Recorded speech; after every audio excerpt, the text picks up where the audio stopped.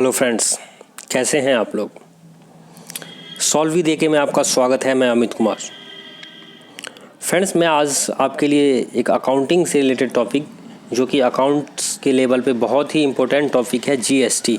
जैसे कि आपको पता है, एक प्रॉपर अकाउंटेंट बनने के लिए आज के डेट में जीएसटी का नॉलेज होना बहुत ज़रूरी है।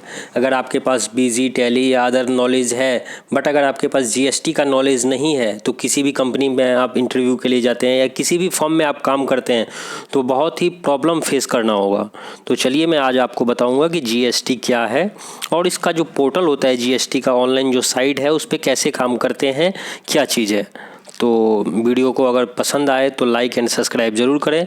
और बिना टाइम ख़राब किए हुए मैं चलता हूं वीडियो की तरफ कि नो अबाउट जीएसटी पोर्टल। जो जीएसटी पोर्टल होता है तो उसको हम कैसे लॉगिन करते हैं, उस पर कैसे काम किया जाता है। कई बार होता है कि आपको नॉर्मली बिल के अकॉर्डिंग तो आपको पता होता है कि क्या चीज़ आईजीएसटी है, क्या सीजीएसटी है, क्या एसजीएसटी है, बट आपको पोर्टल पे काम करना नहीं आता है। क्योंकि नॉर्मली ये सीए ऑफिस में या जो हाई लेवल के अकाउंटेंट वगैरह हैं या जिनका अपना काम है, जिनको नॉलेज है, वो करते हैं। जो नॉर्मल लोग हैं उनको पोर्टल के बारे में नॉलेज नहीं होता है। बिलिंग के टॉपिक पे उनको जीएसटी का पता होता है, बट पोर्टल का पता नहीं होता है। तो चलते हैं जीएसटी के पोर्टल पे। पोर्टल पे कैसे काम किया जाता है, अगर किसी बिल में जीएसटी लगा है तो उसको इनपुट कैसे लेते हैं, या हमने जैसे सेल किया हुआ है तो उसको हम पे कैसे करेंगे। तो सबसे पहले हमें जीएसटी पोर्टल पे जाने के लिए जीएसटी गूगल पे जाके लॉगिन करना होगा। तो चलते हैं आगे। ये देखिए गूगल क्रोम, जैसे मैंने हाईलाइट आपको किया हुआ है रेड सर्कल से। आपको जो भी रेड सर्कल में दिखेगा आपको उस पर फोकस करना है। तो रेड सर्कल पे मैंने फोकस किया हुआ है। तो जैसे गूगल क्रोम पे आप लॉगिन करेंगे।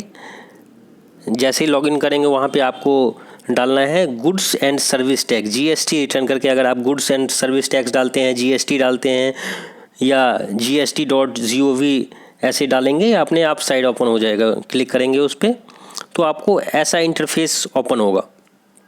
यहाँ पे मैंने हाईलाइट किया है goods and service tax. Proper आप चेक कर लें कि यही साइट है कि नहीं। कई बार कुछ और ओपन हो जाता है तो फिर उस पर प्रॉपर वर्क नहीं हो पाएगा, लॉगिन नहीं हो पाएगा।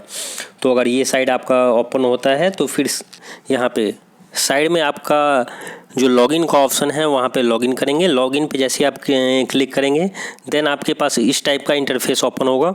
वहाँ पे इसके लिए आपको एक यूज़र नेम, पासवर्ड जो आपने क्रिएट किया होगा या आपके सीए ने क्रिएट किया होगा, जो भी अकाउंटेंट ने किया होगा या आपने खुद किया हुआ है, तो यहाँ पे यूज़र नेम डालना है, पासवर्ड डालना है और लॉगिन पे क्लिक करना है। अगर आपके पास यूज़र नेम है और पासवर्ड भूल चुके हैं, कई बार होता है कि हम लिखना भूल जाते हैं या कई बार कई ऐसी जगह लिख देते हैं जो हमें बाद में काम के टाइम में मिलता नहीं है। तो अगर आप भूल चुके हैं तो यहाँ पे फॉरगेट पासवर्ड करके भी आप नया बना सकते हैं। मैं ये कैसे नया जनरेट करते हैं मैं वो कभी और बताऊँगा, किसी और वीडियो में एक सेपरेट वीडियो बना दूँगा। अभी चलते हैं लॉगिन की तरफ। तो यहाँ पे क्लिक करके लॉगिन करेंगे। जैसे ही आप लॉगिन करते हो तो इस टाइप से एक इंटरफेस ओपन होगा। जैसे यहाँ पे लिखा हुआ है रिटर्न्स कैलेंडर लास्ट 5 पीरियड, मतलब जो लास्ट 5 मंथ जा चुका है ना पीछे, उसका जो हमने रिटर्न फाइल किया हुआ है उसकी समरी है यहाँ पे, कि आप चेक कर सकते हैं कि आपका टाइम पे हुआ है कि नहीं। ये देखिए यहाँ पे मार्च 2023 का है, फाइल लिखा हुआ है। अब GSTR1 यहाँ पे आपको दो चीज़ दिख रहा है तो आप कंफ्यूज ना हो, दोनों अलग अलग चीज़ होता है। GSTR1 जो है वो 1 तारीख से 10 तारीख के बीच में होता है। जैसे ये मार्च का है, मार्च का आपको 1 अप्रैल से 10 अप्रैल के बीच में फाइल होगा। और 3B 14 तारीख के बाद, 14 तारीख तक आपका सारा इफेक्ट दिख जाता है। फिर 14 तारीख से आप 20 तारीख तक फाइल कर सकते हैं। तो GSTR1 में होता है जो भी हमारा सेल, जो हमने पूरे मंथ में सेल किया। जैसे ये मार्च महीने का है तो मार्च महीने में जो हमने पूरा सेल किया है वो 1 से 10 अप्रैल तक हमने रिटर्न फाइल करना होता है। GSTR1 में वो कवर होगा। जैसे मेरा ये मार्च, अप्रैल, मई, जून फाइल हो रखा है। जुलाई का टू बी फाइल करना है, मतलब अभी फाइल करना है इसको।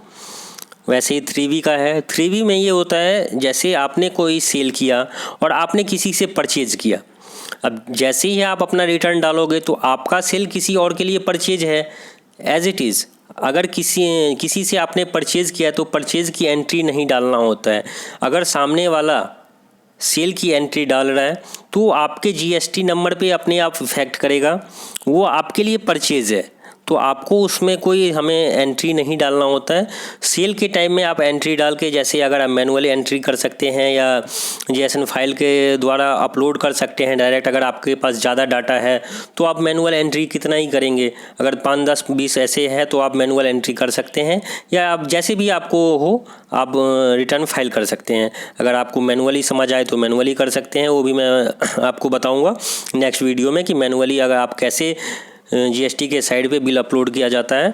अब जैसे 3V है, 3V में है कि जो दोनों का कैलकुलेशन होता है, कैलकुलेशन के बाद जो डिफरेंस अमाउंट होगा वो डिपॉजिट किया जाएगा।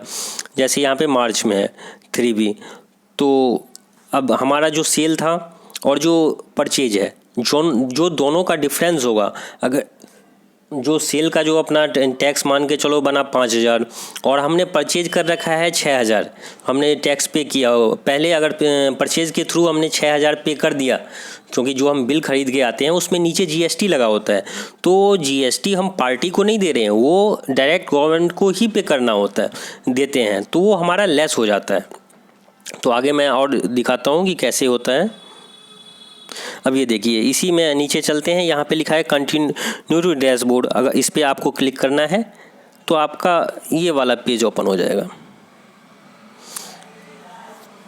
यहाँ पे नीचे फाइल रिटर्न, अब जैसे ही लेज़र बैलेंस लिखा हुआ है, तो लेज़र बैलेंस मतलब ये जो मैं अभी आपको बता रहा था कि हमारा जो टैक्स होता है, अगर आपने 5,000 का सेल किया है और 6,000 आपने परचेज किया हुआ, तो 1,000 रुपये का तो आपका जो टैक्स है वो एक्स्ट्रा है ना। जैसे इस केस में देखिए 13,267 इनके पास एक्स्ट्रा जीएसटी है SGST में, IGST, CGST, SGST, सेस।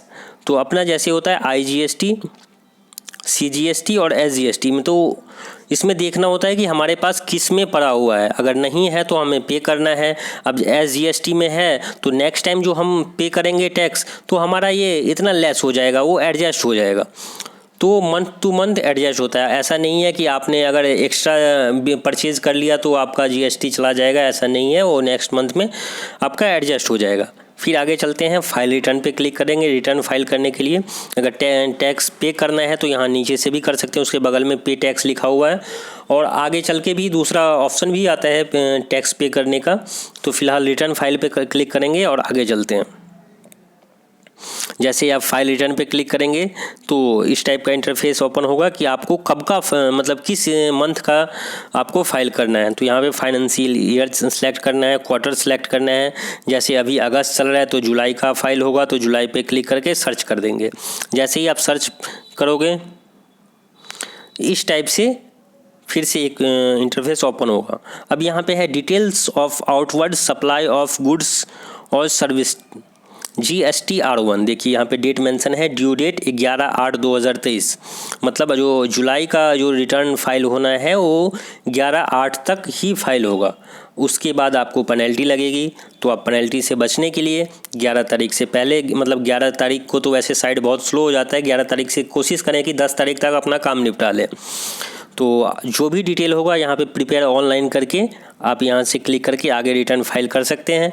जो दूसरा GST 2A लिखा हुआ है, auto draft details for view only, इसका मतलब ये है कि यहाँ से आप सिर्फ देख सकते हैं जो हमारा, जैसे कि जो हमने परचेज़ किया है ना, तो वो जो अपना सेल डालेंगे 14 तारीख के बाद, ये दोनों जो है ये 14 तारीख के GST R1 के टाइम में आपका सिर्फ पहले वाले से काम होगा। आप तभी तक का इसमें जो GST R1 का रिटर्न फाइल करना है तो यहाँ से होगा।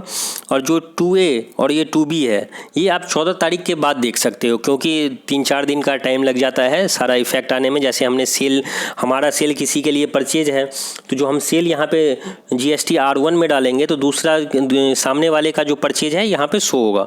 तो आप यहाँ से चेक करके रिकन्सिलेशन कर सकते हैं कि मान के चलो आपने किसी से 20 बिल परचेज किया है अलग अलग कंपनी से, अब 20 में से 18 ने फाइल किया रिटर्न, 2 ने नहीं फाइल किया, तो वो तो आपके लिए GST का नुकसान है।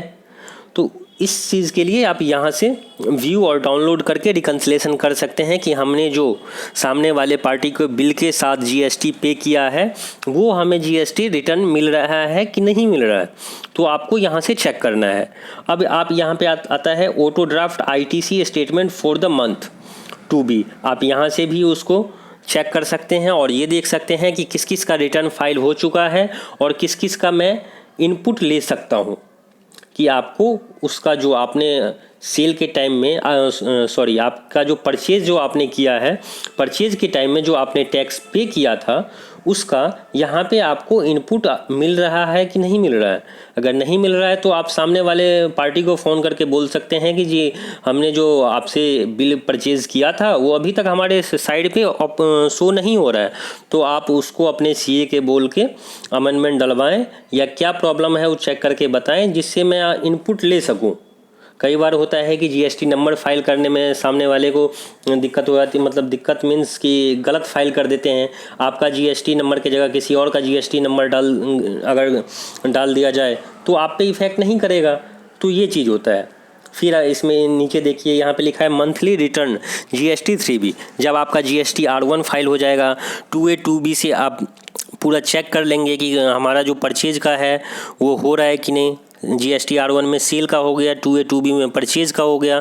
इस दोनों में सिर्फ रिकन्सिलेशन करना होता है, चेक करना होता है कि हमारा जो हमने परचेज किया है वो ओके है कि नहीं, हमारा सब कुछ मिल रहा है। जब ये आपको दोनों चीज़ हो जाएगा तो नीचे 14 तारीख के बाद जैसे 15, 16, 17 में कभी भी आप ये रिटर्न मंथली रिटर्न पे जाके जीएसटी जो R3B है वो फाइल कर सकते हैं। प्रिपेयर ऑनलाइन पे करेंगे। उसके बाद जो आगे का प्रोसेस है मैं आपको किसी और वीडियो में बताऊंगा क्योंकि ये वीडियो काफ़ी लंबा हो जाएगा। तो फ़िलहाल मैं आपको जो जीएसटी के साइड के बारे में था ये नॉलेज आपके लिए काफ़ी है कि पहले आप यहाँ पे समझ लें कि जीएसटी R1 क्या होता है, 2A 2B में कैसे चेक करते हैं। तो मैं नेक्स्ट वीडियो में आपको जो जीएसटी R1 का है, R1 फाइल कैसे करते हैं, मैनुअली कैसे डालते हैं, अगर आपके पास 10 बिल है तो प्रिपेयर ऑनलाइन पे जाके आगे का प्रोसेस क्या है वो आपको कंप्लीट मैं उस वीडियो में बताऊँगा। और अगर आपको वीडियो समझ लगे तो आप लाइक एंड सब्सक्राइब ज़रूर करें। और अगर कोई कन्फ्यूज़न हो या कोई सजेशन हो तो आप कमेंट बॉक्स में मुझे कमेंट करके पूछ भी सकते हैं कि ये कैसे होगा या क्या प्रॉब्लम है। जो भी आपके समझ में आए या जो भी आपको पूछना हो कमेंट सेक्शन में पूछ सकते हैं। और हमारे साथ ऐसे ही बने रहें, आपको मैं जो जीएसटी का पूरा टॉपिक है वो क्लियर करवा दूँगा। तो thank you, bye bye, take care.